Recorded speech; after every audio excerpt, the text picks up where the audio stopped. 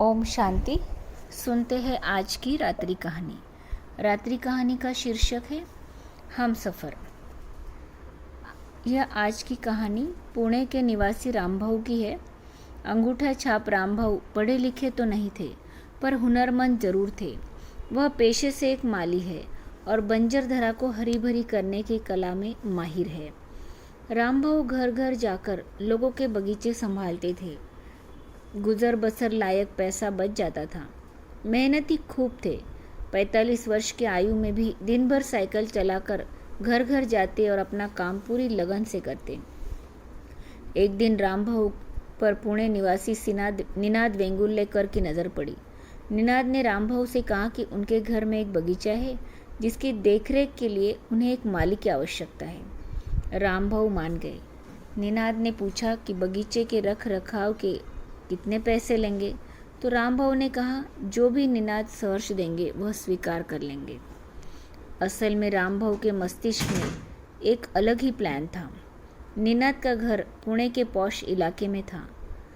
वहाँ अधिकतर धनाढ्य लोगों की कोठियाँ थी। अगली सुबह रामभाऊ साइकिल पर आए। निनाद से कहा राम राम सेठ। औजार निकाले और काम में जुट गए। 15 दिन में रामभाऊ ने बगीचे का कायाकल्प कर दिया। बगीचे को ऐसा सजाया कि स्वयं निनाद भी देखकर हैरान रह गए।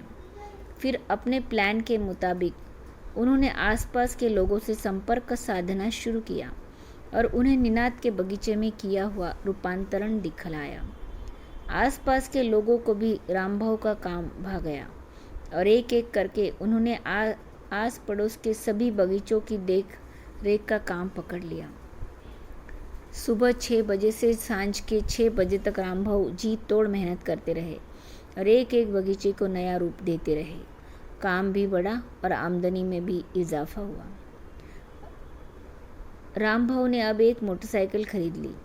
2 साल की अवधि में रामभाऊ ने 20 घरों के बगीचे की देखरेख का काम संभाल लिया और 4 लड़कों को भी नौकरी पर रख लिया। इसी बीच पुणे के ही एक मशहूर बिल्डर की नज़र रामभाऊ के काम पर पड़ी, तो उसने रामभाऊ को पूरे एक बिल्डिंग कॉम्प्लेक्स में पेड़ पौधे लगाने का ठेका कॉन्ट्रैक्ट दे दिया। रामभाऊ ने फिर सब दिन रात एक कर दी। इस कॉन्ट्रैक्ट ने रामभाऊ की किस्मत पलट दी। काम 10 गुना बढ़ा और आमदनी भी कई गुना बढ़ गई। एक दिन निनाद ने रामभाऊ को फ़ोन मिलाया कि वह पुनः अपने बगीचे में कुछ काम करवाना चाहते हैं। निनाद को रामभाऊ से मिले अब 2 वर्ष बीत चुके थे। रामभाऊ ने कहा कि वे कुछ देर में उनके बंगले पर पहुंच जाएंगे। कुछ देर बाद निनाद वेंगुर्ले के बंगले के आगे एक चमचमाती होंडा सिविक गाड़ी आकर खड़ी हो गई। निनाद घर के बाहर ही खड़े थे। गाड़ी में से एक शख्स उतरा और बोला राम राम सेठ। निनाद को लगा कि ये कौन सेठ है जो चमचमाती गाड़ी से उतरकर मुझे सेठ बोल रहा है। फिर सामने खड़े शख्स ने कहा पहचाना सेठ, मैं रामभाऊ। क्या वही रामभाऊ जो आज से 2 साल पहले साइकिल पर निनाद के घर पर आता था, आज होंडा सिविक में विराजमान था?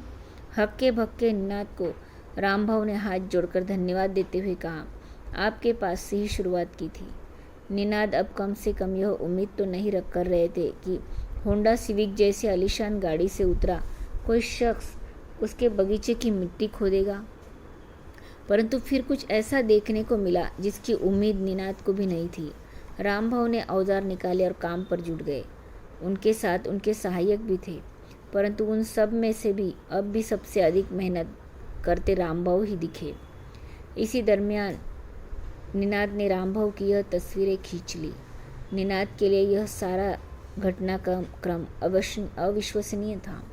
एक साधारण माली जो एक साइकिल से होंडा सिविक तक का सफ़र तय कर चुका था और आज भी अपने काम प्रति उतना ही निष्ठावान और समर्पित था। आज भी उसके हृदय में अपने काम के प्रति उतना ही सम्मान था।